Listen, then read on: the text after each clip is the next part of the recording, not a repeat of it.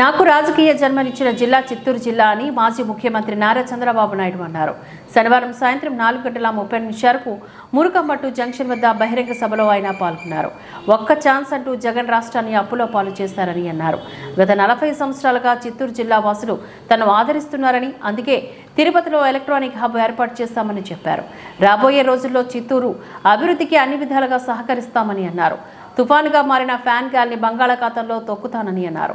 Chittoor MLA అభ్యర్థిగా TDP party తరపున Gurazala Jaganmohan Naidu, MP అభ్యర్థిగా దగ్గుమల్ల ప్రసాదరావు పోటీ చేస్తున్నారని చెప్పారు.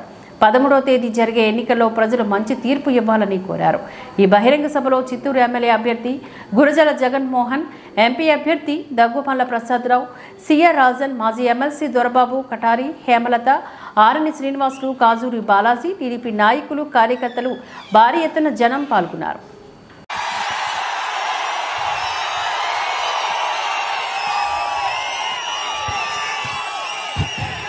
ఏం తమ్ముళ్ళు హుషారుగా ఉన్నారా? ఏమమ్మా ఆడబిడ్డలు హుషారుగా ఉన్నారా? మొట్టమొదటిసారిగా చిత్తూరులో చూస్తున్నామా ఆడబిడ్డల్ని మగవారితో సమానంగా వచ్చారు మీటింగ్ కి. రావడమే కాదు, ఎవరైనా అడ్డం వస్తే పక్కన దూసేసినప్పుడు కొంటున్నారు.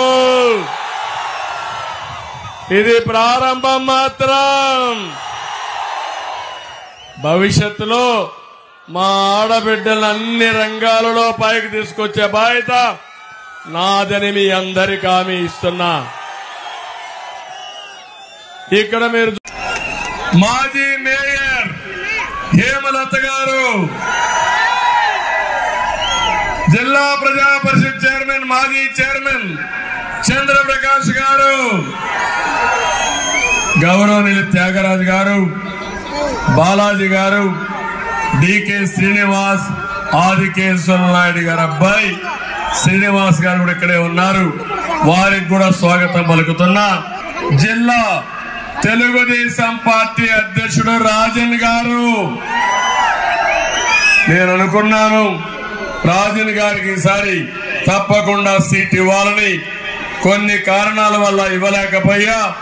నేను ఒకటే మీకు హామీ ఇస్తున్నా, రాజన్ గారికి సముచితమైన స్థానం ఇచ్చే బాధ్యత నాది. తమలో ఇంకా చాలా మంది నాయకులు వేదికపై ఉన్నారు, కానీ ఇప్పటికే సమయం కూడా తక్కువ ఉంది.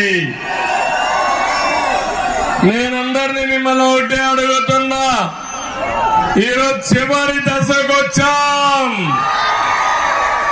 నా జిల్లా, నేను పుట్టిన జిల్లా, రాష్ట్రం అంతా తిరిగా చివరి మీటింగ్ ఇక్కడే పెట్టాలని నిశ్చయించుకున్నా. చెప్పాల్సిందంతా ఇక్కడి నుంచే చెప్పాలి రాష్ట్రానికి. అందుకని ఈరోజు చివరి సభ ఇక్కడి నుంచే పెడుతున్నాను. నాకు రాజకీయ జన్మనిచ్చిన జిల్లా ఇది. రాజకీయాల్లో ఓనమాలు నేర్పించిన జిల్లా ఇది. నన్ను అభిమానించిన ప్రజానీకం మీరు. మీ గౌరవాన్ని కాపాడడానికి అనునిత్యం పనిచేశాను, అవునా కాదా అని మిమ్మల్ని అడుగుతున్నా. అందుకనే ఈరోజు నంద్యాలలో మీటింగ్ పెట్టారు. నన్ను ఎక్కడైతే అరెస్ట్ చేశారో అదే చివరి మీటింగ్ పెట్టి అక్కడి నుంచి నన్ను అరెస్ట్ చేసి ఎక్కడ తీసుకుపోయారు తమ్ముళ్ళు? జ్ఞాపకం ఉంది కదా అందరికీ. నేను ఆ రోజు అడిగాను, నేనేం తప్పు చేశానో చెప్పమన్నాను. వచ్చిన ఆఫీసర్ అంటాడు, మిమ్మల్ని అరెస్ట్ చేస్తున్నామన్నాడు. అరెస్ట్ చేయడానికి కారణం ఉండాలా లేదా? చెప్పాలా లేదా? ఇది ప్రజాస్వామ్యమా కాదా? మేము అవన్నీ చెప్పాం. మిమ్మల్ని అరెస్ట్ చేస్తాం, తర్వాత మీకు ఎఫ్ఐఆర్ ఇస్తామని నన్ను అరెస్ట్ చేశారంటే తమ్ముళ్ళు, నాలాంటి వాటికే ఈ పరిస్థితుందంటే ఏమనుకోవాలి ఈ వ్యక్తిని, ముఖ్యమంత్రిని? సైకో అవునా కాదా? అందుకే సైకో పోవాలి, సైకో పోవాలి. 45 ఏళ్లుగా నన్ను ఆదరించారు, అడుగడుగును నడిపించారు. చిత్తూరు జిల్లాకి ఎప్పుడు వచ్చేవాడిని.